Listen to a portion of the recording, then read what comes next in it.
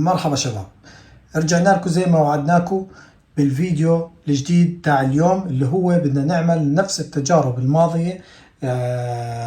مضار التدخين على الرئة وعلى صحة الإنسان. اليوم زي ما وعدناكم بدنا نجرب اللي هو الفيب، سيجارة الفيب، تمام، اللي بتعتمد في التدخين فيها على مادة الجوس هاي، تمام، اللي هي المادة السائلة اللي بتنحط جوا هذا الجهاز، تمام، وعن طريق السحب بتم التسخين وبتطلع المادة هاي، بتتحول من المادة السائلة لدخان، تمام. طبعا شفتوا في الفيديوهات الماضية عملنا تجربة على الدخان العادي، السجائر العادية 100 سيجارة، وشفتوا النتيجة الصادمة. وعملنا بعديها فيديو عن سيجارة الايكوس، تمام، سيجارة الايكوس هاي، وجربنا عليها كمان نفس الشيء اللي هو 100 سيجارة من دخانها اللي هو الهيتس اللي بيعتمد على طريقة التسخين، وشفتوا كمان شو النتيجة اللي طلعت معنا.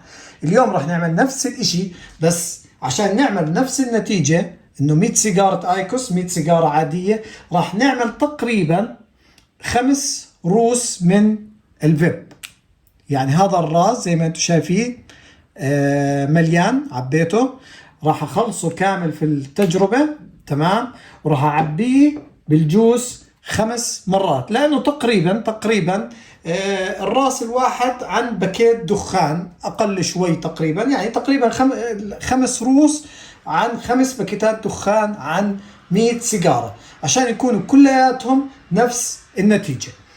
نبلش. طبعا كلكم اللي حضروا الفيديوهات عارفين المحتويات اللي محتاجينها. وعاء بيمثل الرئة من الخارج، تمام، نفتحه،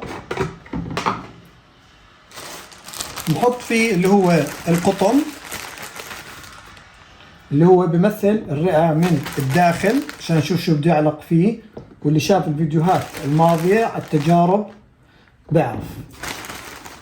بتمنى منكم بس تحطوا لنا لايك على الفيديو عشان نقدر نستمر في كل اشي بتعلق بالتدخين. زي ما انتم شايفين حطينا هلا القطن بالداخل، وهي الوعاء سكرناه باحكام. طبعا اضطرينا نستخدم اللي هو قطعة من انبوب زي هيك عشان نشبك فيها سيجارة الفيب، لانه ما بنقدر نحط سيجارة الفيب هيك، فلازم تكون بطريقة مستقيمة. فراح نثبت سيجارة الفيب على الجنب من هون، تمام، ونشبكها بالانبوب الشفط زي ما انتم شايفين. ثبتناها، هلا راح نثبت الانبوب فيها. هلا هيك صارت جاهزة. اول ما نشغل اللي هو جهاز الشفط، حكينا لكم عنه قبل هيك، انا بستخدم اللي هو جهاز البلور او اي جهاز المهم يشفط هواء يعني. خلينا نجرب نشوف، بس نشفط شو راح يصير. شايفين كيف اول ما شفطنا بلش الدخان ينسحب عن طريق جهاز الفيب ويخرج من خلال القطن، تمام، عبر المخرج من هون. خلينا هلا نبلش نعمل التجربة بالكامل، نخلص 5 روس من الفيب ونشوف النتيجة ونقارنها بالفيديوهات الماضية اللي هي السيجارة العادية وسيجارة الايكوس. طبعا انا محضر حالي وجايب باور بانك، لانه جهاز الفيب زي ما بتعرفوا بيشتغل على الشحن، تمام. خلينا نبلش بالتجربة، وبتمنى بس تحطوا لنا لايك، بتمنى، واعملوا شير للفيديو. يلا نبلش.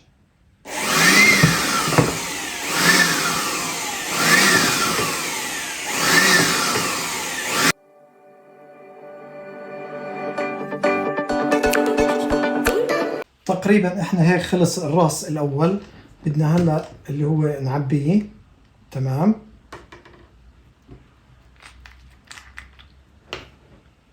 هاي النوعية من الفيب الحلو فيها التعباية تبعتها كثير سهلة، مش زي نوعية الزيرو بتغلب. يعني هلا نعبيها الرد،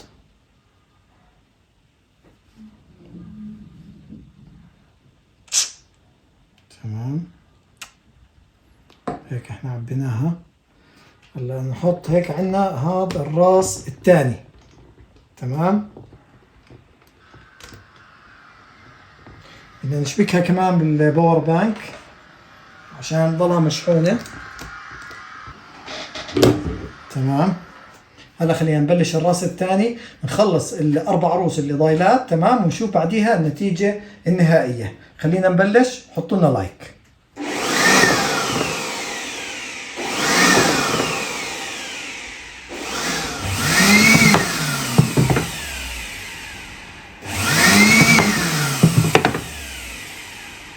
تقريبا هيك الراس الخامس خلص.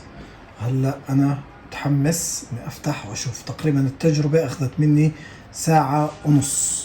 اسرع من باقي التجارب. الايكوس اخذ مني تقريبا 7 ساعات. السجائر العادية اخذ مني تقريبا 3 ساعات. خلينا هلا نفتح ونشوف النتيجة وشو صار معنا.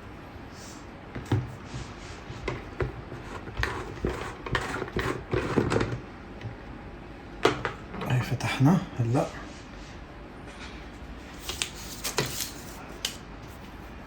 خلينا هلا نشيل القطن اللي داخل الوعاء ونشوف شو صار فيه.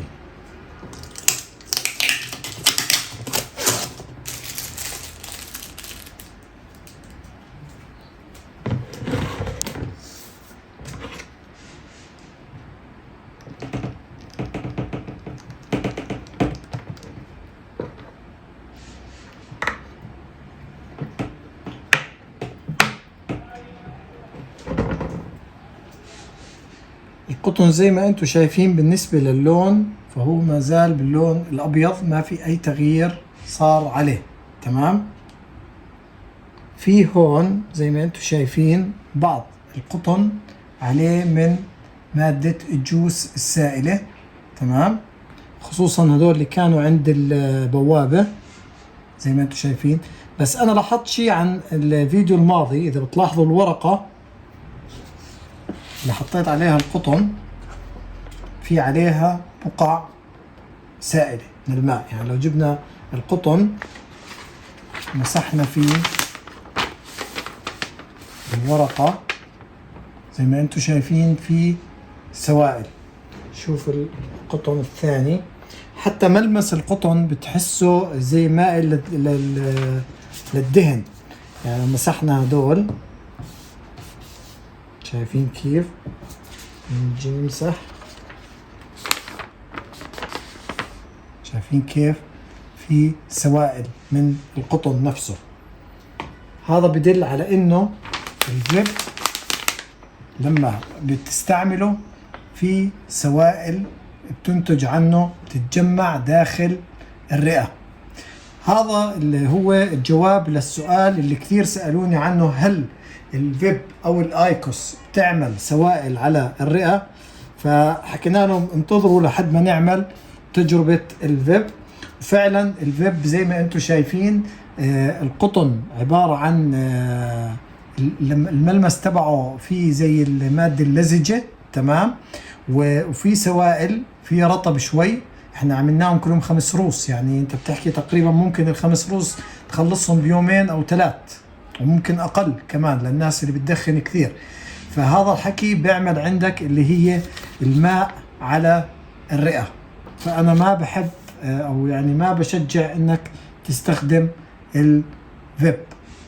وطبعا انا ما بشجعش انك تستخدم اي نوع من انواع الدخان كافة. بس الفيب انا شايف انه بيعمل سوائل على الرئة. يعني هاي القطنة لو تحسوها زي كأنه جاي عليها مي رطبة بشكل كبير. تمام. هيك تجربتنا لليوم بتكون خلصت، وجربنا الفيب وشفنا شو بيطلع من استخدام الفيب.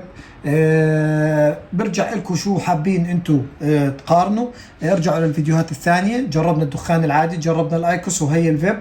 راح نكمل كمان في سلسلة التجارب. اكتبوا لي بالتعليقات شو حابين نجرب انواع من انواع الدخان. تمام. عشان نعملها. ولا تنسوا تعملوا لنا لايك واشتراك للقناة وفعلوا زر الجرس عشان أول ما ينزل الفيديو يطلع عندكم الإشعار. بتمنى تدعمونا باللايك. ولهون فيديو اليوم بكون خلص. سلام.